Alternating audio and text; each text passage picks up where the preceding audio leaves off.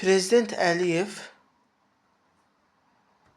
müxalifətdən danışan zaman ən çox bu Xalq Cəbhəsinin uğursuz siyasətindən və uğursuz bir illik, yəni bir il 10 ay iqtidarlığından danışdığı zaman Xalq Cəbhəsinin sədri o adam çıxır. Bunların çıxış yeri ancaq çıxış etdiyi yer Azadlıq Radiosudur. Daha doğrusu Amerikanın səsi çıxış eləyir. Orada bildirir ki, Əliyev öz uğursuz siyasətini bizlə müqayisə edir.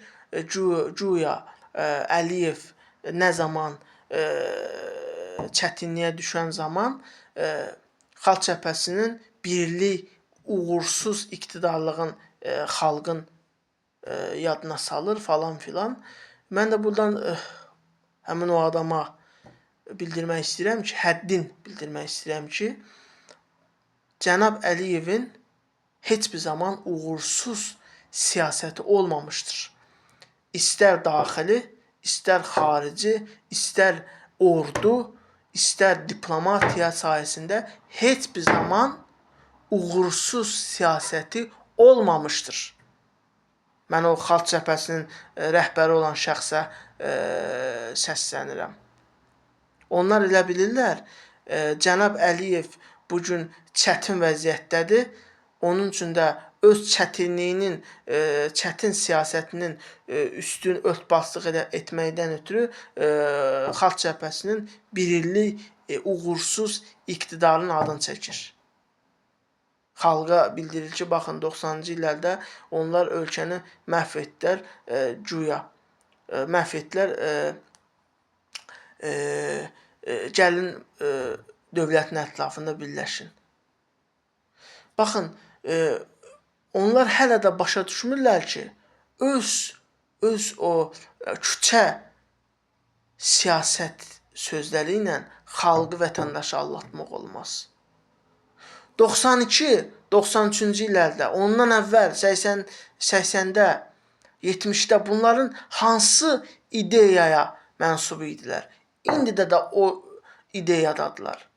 Ancaq vətəndaş qalxsın, yenidən inqilablar, mitinqlər, qanlı hadisələr olsun. Bax, onların əsl məqsədi budur. Başqa məqsədləri ola bilməz. Müxalifət nə üçündür? Müxalifət iqtidar yanlış bir siyasət yeridirsə, müxalifət rəhbərləri iqtidar partiyasının rəhbəri ilə, yəni prezidentlə görüşürlər. Ona öz dövləti necə çətinlikdən çıxartmaq lazımdır, hansı islahatları aparmaq vətəndaşa daha uyğun olar, siyasətin rəhbərə bildirirlər. Bax, müxalifət budur. Amma bizdə müxalifət başqa cür işləyir. Necə işləyir? Xalq Cəbhəsi rəhbərinə sual edirlər, Amerikanın səsi olan o jurnalistlər sual edirlər, Azərbaycanda bugün insan hüquqları güya, insan hüquqları pozulur, Azərbaycanda repressiyalar davam edir, Əliyev güya ölkəni məhv edir, talayır və s. və axır fikirlər səsləndirib sual edirlər Əli Kərimliyə, həmin o partiyanın sədrinə. O da deyir ki, mən niyə çıxış yolunu deməliyəm? Əliyev istefa versin, mən gəlim, görəcək ki, ölkəni necə idarə edim. Bu çıxış xalqımızı qane edə bilərmi? Əsla edə bilməz. Sən müxalifət lidersən. Sən müxalifət lidersən. İqtidarın səhvi varsa, sən ona düzgün yol göstərməlisən. Amma bunlar deyir, yox, istefa versin, mən gəlim, görəcək ki, mən necə idarə edəcəm. Gördük sizin idarə etdiyiniz Azərbaycanı. Azərbaycanda, neft-qaz ölkəsi olan Azərbaycanda bir dənə də olsun benzin tapılmırdı. Amma Ermənistanda ucuz qiymətə benzini satırdılar. Baxın, bu mənim sözüm deyil ha. Bu mənim sözüm deyil. Bu onların lideri olduğu rəhmətli Elçibəyin sözüdür. Çıxışıdır. Bunu arxivdən baxa bilərsiniz. Yəni Xalq Cəbhəsinin 1 il 10 ay 120 gün iqtidarda qaldıqları günün siyasətidir. İfşa etmişdi. Təsəvvür edin. Rəhmətli Elçibəy öz komandasını ifşalamışdır. Hansı birini deyək? Güya Əliyev pis vəziyyətdədir. Öz pis vəziyyətin örtbaslıq eləməkdən ötürü Xalq Cəbhəsinin özbaşınalığın dırnaqarası güya özbaşınalığın Xalq Cəbhəsinin dediyinə görə özbaşınalığın xalqa bildirir ki, baxın 92-də Xalq Cəbhəsi bu siyasəti etdi, mənim ətrafında birləşin. Güya. Amma bugün Azərbaycanda Əliyevin sayəsində diplomatik siyasət güclüdür. Daxili və xarici siyasətimiz daha da möhkəmlənmişdir. Azərbaycan dünyada söz sahibi olmuşdur. Azərbaycan öz İHA'sın, SİHA'sın özü istehsal edir. Müdafiə Sənayesi Nazirliyi onun üçün də yaranmışdır. Bunu görməzdən gəlmək ola bilərmi?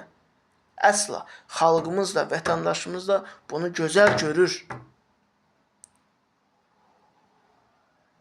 Xalq Cəbhəsinin 1 il 10 ay iqtidarlı vaxtında olan, mən deyim, nə baş vermişdi? Daxili İşlər Nazirliyi Türkiyədən olan bir Topal adlı bir qumarbaza uduzmuşdu. Dövlət büdcəsinin hesabına, yəni xalqın pulu hesabına, vəsaiti hesabına onun qumar borcu ödənildi. Təsəvvür edin. Müdafiə naziri gizli olaraq erməni generallarla görüşüldü. Şuşanı necə satsın deyə. Bugün də Mərdəkandakı bağında oturub istirahət edir. İndi onun istirahət etməyə haqqı varmı? Əsla yoxdur. Olmayacaq da. Bu həyatda da cəzasını çəkməsə, o bu dünyada cəzasını mütləq çəkəcəkdir. Yəni bugün əgər müxalifət bir şey bilirsə, onu gizlətməsin, desin, iqtidarla birləşsin, iqtidara yardımın etsin. Bilsin ki, yoxsa bu nədir? Yox, istefa versin, mən gəlim, görəcək ki, mən ölkəni necə idarə edəcəm. Bu siyasət deyil. Bu hakimiyyət aşiqliyidir. Bəli, bugün onlar hakimiyyət aşiqliyidir. Hakimiyyət aşiqidirlər. Müxalifətcən, buyur, sən nə məsləhət görürsən? Buyur, de.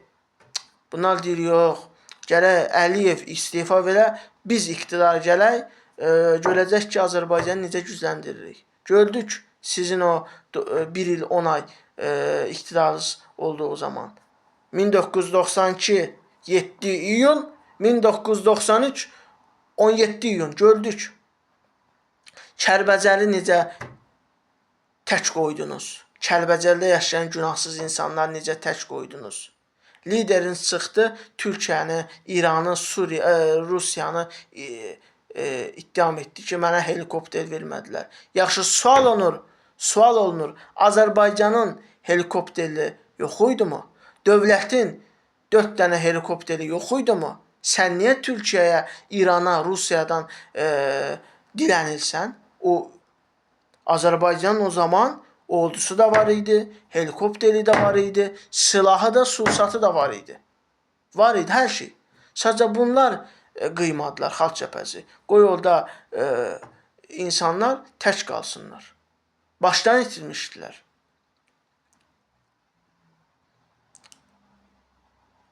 Reallık budur. Gerçəklik budur.